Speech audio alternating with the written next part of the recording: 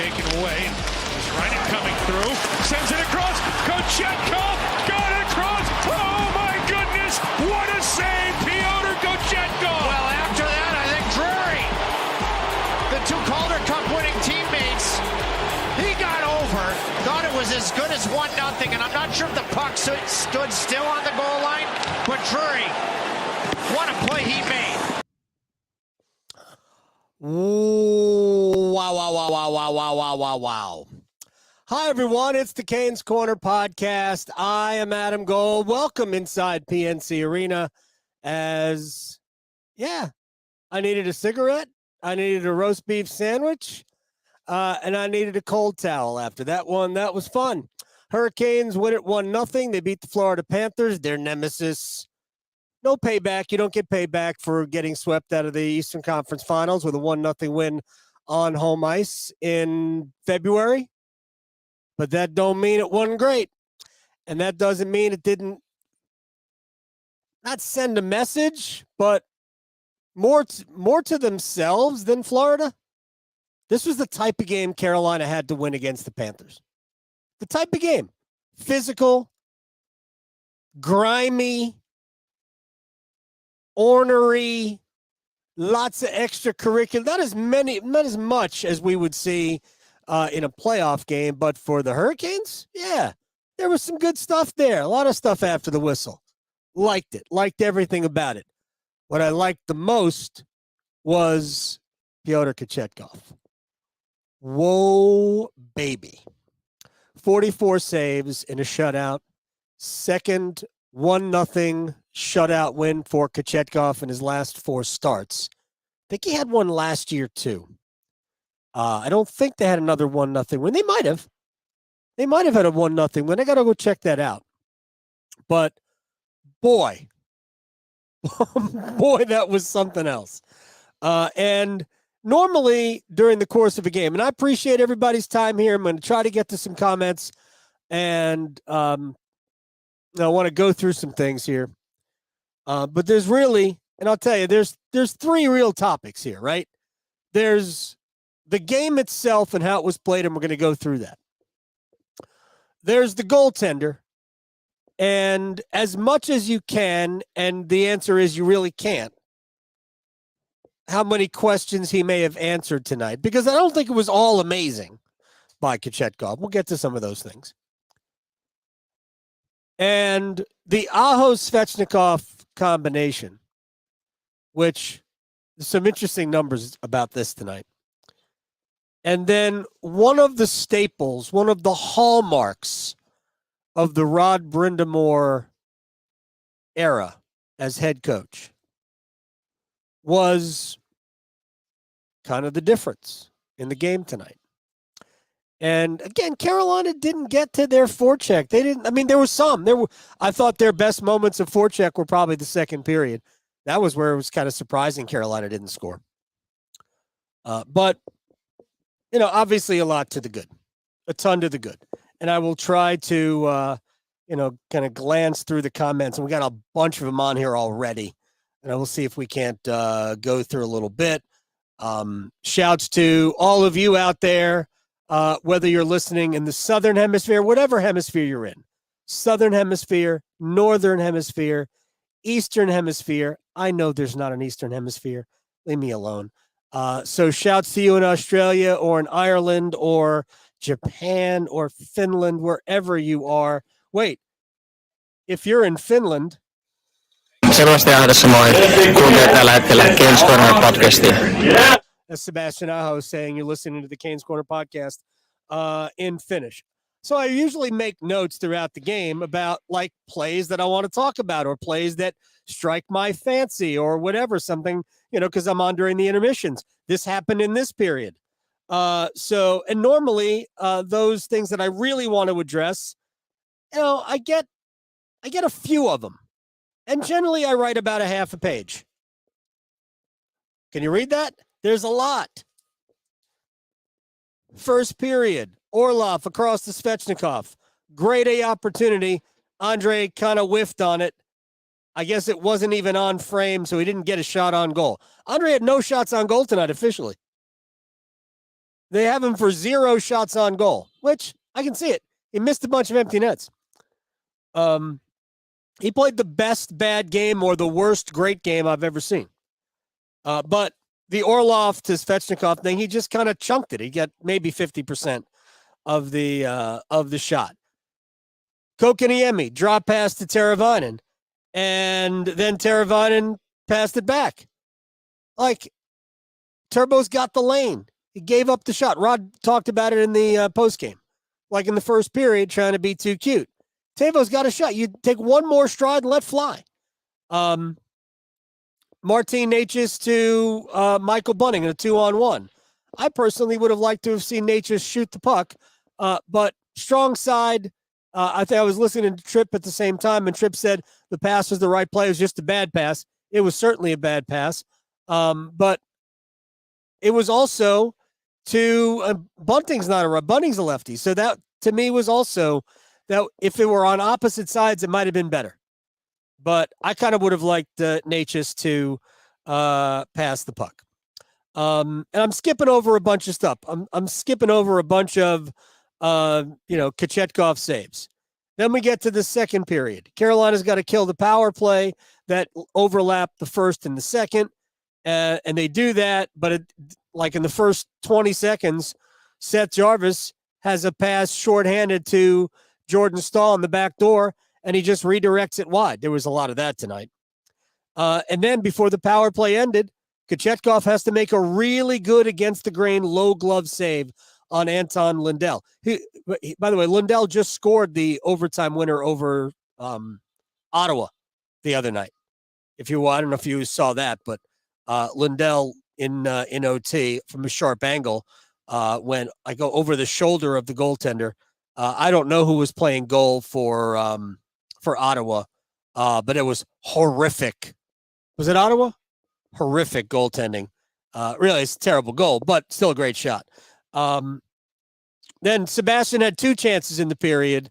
One, I thought Aaron Ekblad made a great play to make the shot more difficult because Aho really didn't get much on it, although still a good pad save by Bobrovsky. And then the next one toward the end of the period, Aho just skates right around Ekblad. Incredible burst of speed. And Bobrovsky has to make a good left pad save. Much like the Lundell shot was kind of against the grain. I think that was too. Kochetkov also had to break up a 2-on-1. He got a skate on a pass that was ticketed for an Evan Rodriguez easy goal. It was a backdoor wide open net. If Kochetkov doesn't get the skate on it, it's 1-0 in the second period. By the way, through 2 periods, Carolina was getting murdered in the faceoff circle.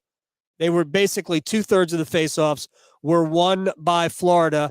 Carolina got better in the third period. They ate into that lead, or at least diminished the dominance in the third period. And again, I'm sure I skipped and missed a ton of things here. Midway through the period, not even midway through the period, like a little bit more than 4 minutes in, Jordan Staal follows through and trying to make a play, gets up high on Nick Cousins, 4-minute minor. And I just want to point this out. Coming into tonight, even though Florida in their overtime win over Ottawa went 0-for-3 on the power play, even with the 0-for-3, Florida was 15 for their last 33 with the man advantage in this stretch where they went 10-0-1 before tonight. 15 for their last 33. Huh? And they had the first one Carolina killed, and now you got to deal with 4 minutes with your best faceoff guy, your best penalty killer, and your biggest body as a forward in the box for 4 minutes against that power play in a 0-0 game. Brett Pesce denied a cross-ice pass that would have been a grade A chance. Pesce got to stick to it. Then Barkov takes a shot, hits Kochetkov right in the mask. So good eye hole save right there. Sam Bennett has a great chance. Kochetkov makes the save. Aho, in a moment where he kind of lost his mind, overskates the puck, trying to carry it out and create a scoring chance, but it doesn't get out of the zone. That's the number one thing. The scoring chance comes after you get the puck out of the zone, Sebastian, and it gave Florida another opportunity, and Sam Bennett had a lane, and Kochetkov had to make another excellent save. They killed off that power play. 4 minutes of Florida Panthers power play in the third period of a 0-0 hockey game. Carolina's penalty kill. But remember, against Chicago, who had the worst power play in the sport, the Hurricanes allowed 2 power play goals.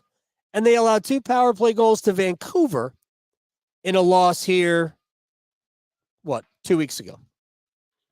So it's not like it's impenetrable. But boy, did it come up big tonight. Came up huge.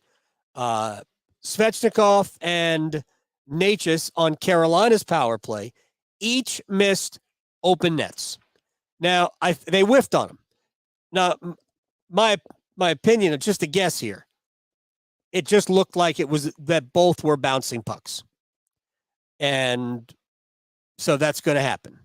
But, man, Carolina had some opportunities. No opportunity better than Sebastian Aho's.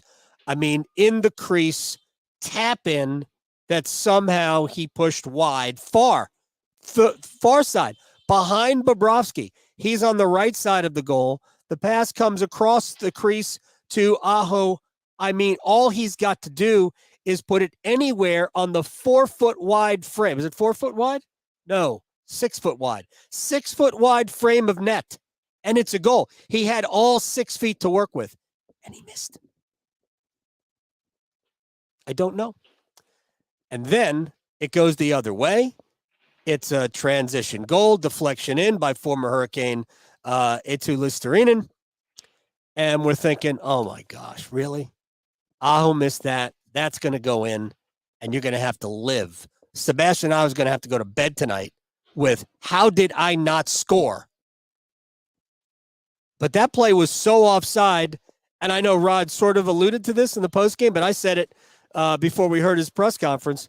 We're like, that was very offside. How did you miss that, linesman? Sleeping? Did you blink? Wow, that was bad. And even with that, they waved it off. Even with that, with less than a minute left, Florida had chances. They hit a post. Kochetkov had to make a couple of really good saves. Aho overskated the puck again, and it stays in. There was also a moment where Seth Jarvis didn't get the puck out. It was a little bit of a soft clearing attempt, didn't get the puck out, and it stayed in Carolina's end for another 30 seconds, and I thought, man, this is going to end badly. And there were times where Kochetkov didn't have his stick again. Only 2 tonight, though. So and there were no poke checks tonight. Interesting. Maybe he's given up poke checks. He did make 13 high danger saves tonight, for what that's worth. That's the game, right? That was just everything that had, not everything, because there was a lot. I'm sure I forgot a ton, or I skipped over a ton. But that's how good, how exciting this game was at 1-0. Right? So that's that. Let me see if we can't. Yes, everybody says it's a great game. I agree. It was a great game. I appreciated the nastiness. Inkmaster broke out the nice whiskey. Have one for me, since I won't drink whiskey. You enjoy that, don't you? Don't you know? What a goaltending battle. So let's talk about Pyotr Kotchetkov. First, like in the first period, and we didn't see a lot of this after the first period. In the first period, I couldn't decide if I liked Kochetkov or I hated him. Not personally and not overall, but just in the first period. Because he made some really nice saves, and we went over some of them. But he was also a mess with the puck. An absolute, utter mess playing the puck. So, I mean, he's usually good playing the puck. But when he starts to think with it, What did Crash Davis say? Hey, meat, don't think you can only hurt the ball club. Did Crash Davis say that, or was that Einstein? I don't know. So sometimes he gets like paralysis when he starts thinking too much. What do I do? What do I do? Do I keep it? Do I move the puck? Get rid of it. What I did appreciate is that the kid learned. Remember the Vancouver game? Now this is about the third goal that it was a clearing attempt or a dump in that was supposed to go around the wall, but it was up on the glass, and Kochetkov came out to play it, took a bounce off the stanchion, came out, blah, blah, blah. We all know the rest. It was a goal. Bad goal to allow, but a goal. There were at least 3 opportunities tonight where Kochetkov could have come out of his crease when the puck was hard rimmed around. And because it was up and on the glass, he stayed home. And in one of those occasions, the puck did come right back out. And on another, it was just dumped in down the right side, and he might have come out for it, but he stayed home. Again, why? Because it was on the glass. So good on you, mate, for learning. I said that for you, Mikhailov, in Adelaide. So, and on the one that came out in front that he was there, rather than cover it, he moved it, but his clearing attempt was stopped by Alexander Barkov, who passed it over to, I believe that was Sam Reinhart. And this is at the end of the power play. And the first power play, I guess. And I don't know how the puck doesn't go in. I don't know how Reinhart doesn't score there. Reinhart has 22 power play goals. Process this. The second best power play goal scorer in the NHL right now has 14. Reinhart has 22. Sebastian Aho leads Carolina in goals with 21. Reinhart's got 22 on the power play. That's the kind of year Sam Reinhart is having. Somebody is going to overpay Sam Reinhart by $5 million a year. Somebody. There's no doubt that's going to happen. But the first period, he was a mess moving the puck, Kochetkov. After that, kind of calmed down. After that, it was just play goal. And I love when he plays with some emotion, when he plays with some fire. But it's also a great sign when he is under control. And I mentioned this earlier. I'll mention it again. 17 starts since the game he played in Ottawa. 17 starts. One bad? The home game against the Islanders where Carolina lost 5-4. These are the numbers in 17 starts. 11-3-2 record. Just a record, right? .932 save percentage since the Ottawa game. So we're now about 2.5 months of hockey for Kochetkov. Now, 17 starts, it's not a ton. We've had some little bit of, bumps and bruises, knocks, to use a soccer word from the Premier League. Also, I heard this. What is a niggle? Is a niggle like a ticklish knock? I don't get it. But so he's had some, he's a little banged up. He had the concussion right before the All-Star break, right? And he has been just so good. And we wondered, what was he going to be like coming out of the break? Because that was the question. Hurricanes go into the break, and he didn't play the week before. It was at the Antti Raanta and Spencer Martin experience, right? When Martin played in Boston. So let's go to the old game notes. So the last game he played was the game against Anaheim. That's the game where he got hurt. Actually allowed 3 goals in that game, although Carolina won it. So he doesn't play again until the Vancouver game. And frankly, I didn't love him against Vancouver. I didn't think the first goal was his, but I thought the next 2 were savable. I didn't like the last one because I thought it was lazy. But he turns around. He beats Colorado. Carolina was great in that game. He only faced 18 shots. And Colorado scored the 2 goals. Was it right at the end of the first period, the goofy goals? Remember, he was pulled after the first period, then came back in because Raanta got re-injured. And the best thing that ever happened was, no offense to Auntie, getting re-injured because Kochetkov goes back in the net, and he's great in the third period, and he's been absolutely lights out since. 34 save shutout in overtime against the Devils, followed by the win, the loss in Dallas, where I thought he played well, and the 1 goal on 31 shots against Arizona. Didn't play the last 2. Wasn't feeling well. He would have played against, who was it? Chicago. Wasn't feeling well. They gave Spencer Martin a second straight start. He played great both games. And now we got Kochetkov again. So, I think a lot of the questions are not completely answered. We're not done with the exam. We got about halfway through this exam as we get into the week leading up to the trade deadline. And if Carolina can massage this well enough, they just might be able to negotiate the rest of this season and the postseason without trading for a goalie.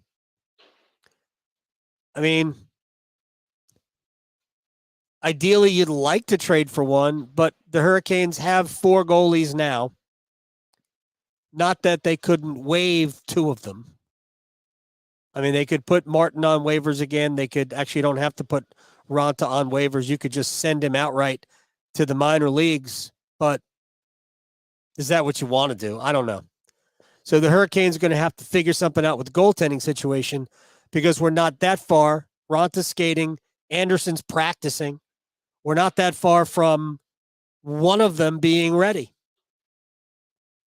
When Freddie comes off of IR, they don't have a roster spot to use.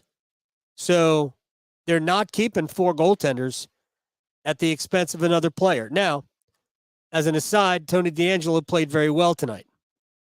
Again, 3rd game in a row, I think Tony was very good. He didn't play a ton. As a matter of fact, let me get Tony's time on ice. He played 13:43, and I don't believe we saw a ton of him in the 3rd period. Let me see if I can figure this out. DeAngelo, he took 3 shifts in the 3rd period. And Carolina didn't use their 4th line a lot in the 3rd period, which means that Teuvo Teravainen didn't play a ton, which kind of bothers me because Teuvo Teravainen should be playing more. So I do wonder if we're not going to see SAT reunited simply because Teravainen's got to play. Right now, Teravainen on a 4th line with Kokoniemi and Nason is kind of a waste for me, but we'll talk to Rod about that maybe before the Dallas game. But real quick, because I don't want to spend a ton of time on all of this. Aho and Svechnikov were really good tonight. And I thought Foss was good too, but at this point, I think we're going to have to see Teravainen back on that line to get it, I think, going in terms of scoring, especially if Svechnikov and Aho are going to be as physical as they were.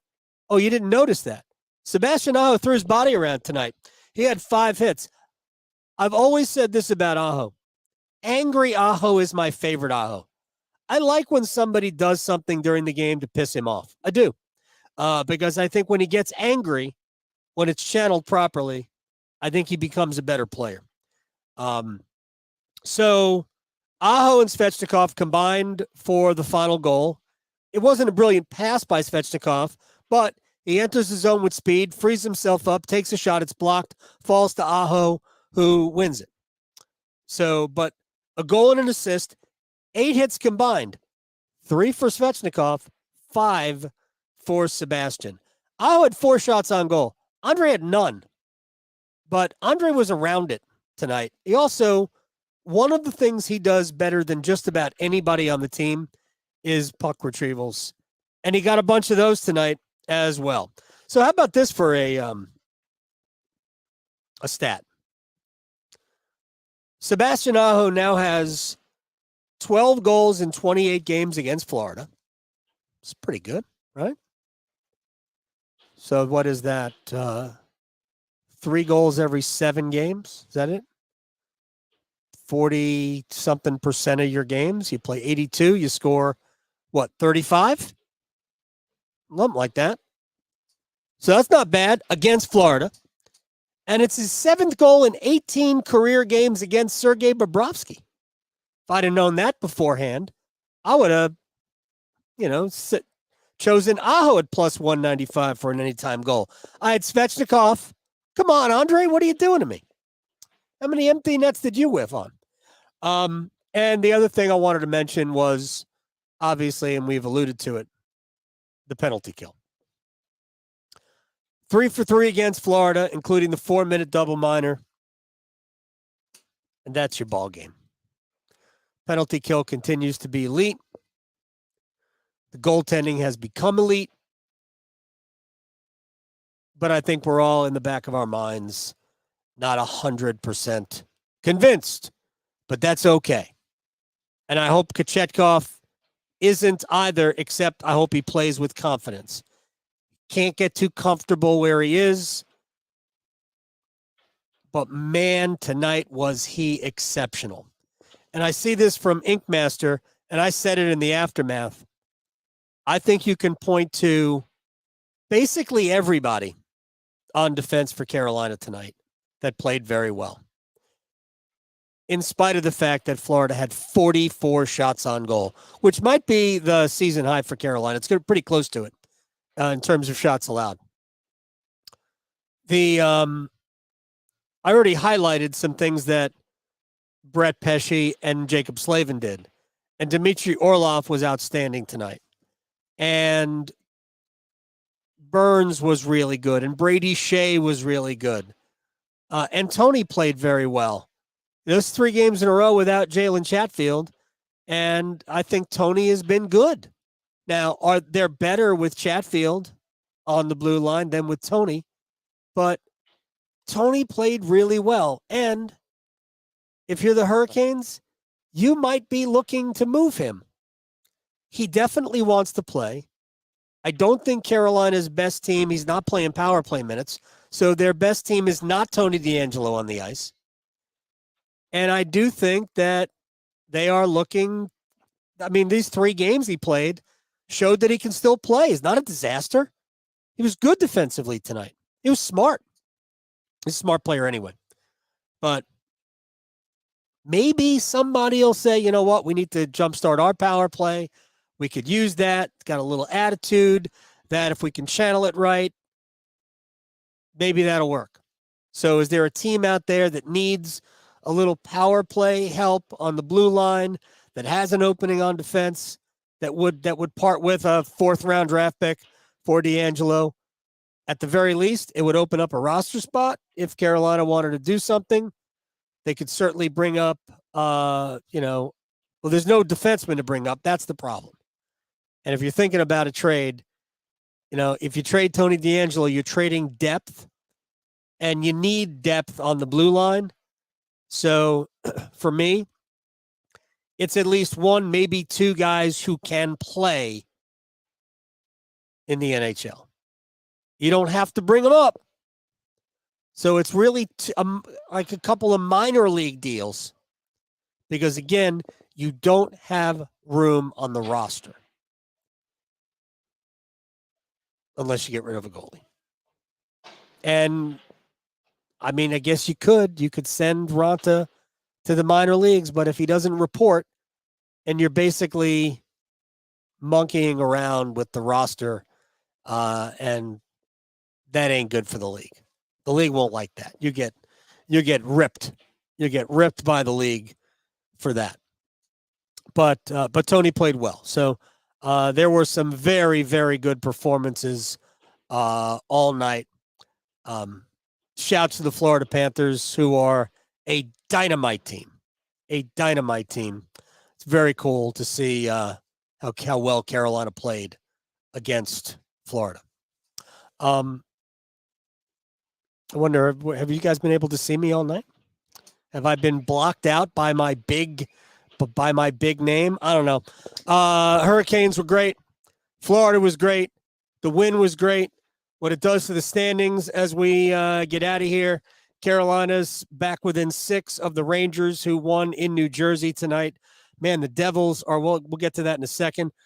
Philadelphia was idle, so Carolina's 6 points ahead of the Flyers with a game in hand. Carolina's got a game in hand on the Rangers, but they're 6 points back there. Boston lost. Actually, I don't know if Boston lost or not. Let me go to the NHL scoreboard page. Boston was losing. Has Boston lost? Boston is losing 2-1 early in the third. I don't know what Boston's going to do, so we can't speculate on that. But right now, Boston's got 79 points. Florida, they're even in games, but Boston's game hasn't gone final yet. Florida's 1 point back. Toronto is also playing. They're in Vegas. Toronto is 9 points behind Boston with 2 games in hand. Right now, Detroit is wild card 1 after coming back to beat Colorado tonight. Detroit is 10 points over NHL 500. So is Philadelphia. That's remarkable. Remarkable. John Tortorella, by the way, might end up being the coach of the year. So Detroit and Tampa are your 2 wild card teams right now. Detroit and wild card 1, Tampa wild card 2. Right now, in terms of games over NHL 500, Washington is next. Washington's first team out, according to Joe Lenardi. Then you've got the Devils and Islanders both on 60 points. So is Washington, but they have a game in hand on both the Devils and the Islanders. And then Pittsburgh is on 58 points, but they've got 2 games in hand on the Devils and the Islanders, and they are 4 points over NHL 500. So those 4 teams are basically in a tie, but they're all 3 points behind Tampa right now for a wild card spot. So let's put Tampa in that mix. And I still think at the end of the day, Detroit and maybe Philadelphia will sort of wilt toward the end, but they might have a big enough lead where they still make the playoffs. Anyway, it's kind of wild how the East is shaping up with the Devils, the Islanders, and the Penguins maybe all missing out on the playoffs. It was tremendous. It was absolutely tremendous. Again, the one thing we got to look for, and we're going to wrap on this, you got to be thinking about this. The Hurricanes have 4 goaltenders. They like Spencer Martin. If they put him back on waivers, he's gone. I just don't see him sticking around. The only way he sticks around, honestly, is if you sign him to a contract. And I don't see that happening. The other thing is you could sign him to a minor league contract, a 2-way deal, and maybe really incentivize it or put some, NHL contract escalators in there or guarantees. They did that with Nason a couple of years ago, but ultimately they ended up keeping him on the roster, and they didn't think anybody would take him. So you could do something like that. Hurricanes definitely need some goaltending depth in the system anyway. Maybe Spencer Martin is that guy.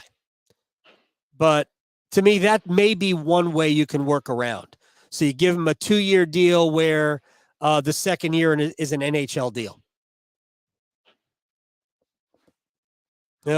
Minor league deal for the rest of this season plus an NHL, or sign up to a 3-year deal, minor league, NHL deal in year 3. I don't know. Something to think about.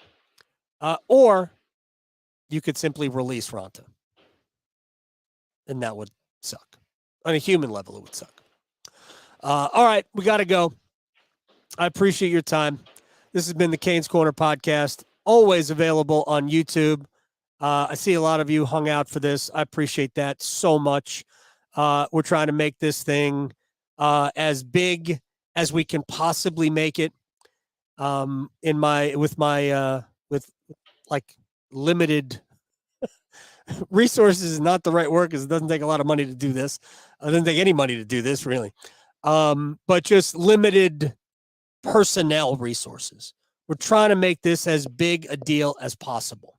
And when we get to the playoffs, we hope to make it a bigger deal. Anyway, thank you for helping us get it out. So follow, like, subscribe, however that works. Rate, review. You can always hit me up on Twitter at @agoldfan. Tell me things. Tell me what you like. Tell me what you want to hear, what you want to see. Not what you want to hear, because I ain't telling you what you want to hear. I'm going to tell you what I want you to hear. But we're trying to make it fun. And we're all excited about a good win. So we're brought to you by the Aluminum Company of North Carolina. If it's for the exterior of your home, you can find it at the Aluminum Company of North Carolina on Hamlin Road in Durham. I just saw Sammy Hanna and Patrick Day and Dallas Sproul, and those dudes are salts of the earth, high sodium salts of the earth. You should go check them out online, aluminumcompany.com. Until Saturday night after Dallas comes here and hopefully loses to the Hurricanes as they go to 5 in a row. But by the way, only the second 4-game winning streak of the season. They have a 5, a 4, and 2 threes. Still need a long winning streak if you want to catch the Rangers, who are on a 9-game winning streak right now. All right, everybody. It has certainly been fun, and I'll certainly talk to you Saturday night after the Canes and the Stars.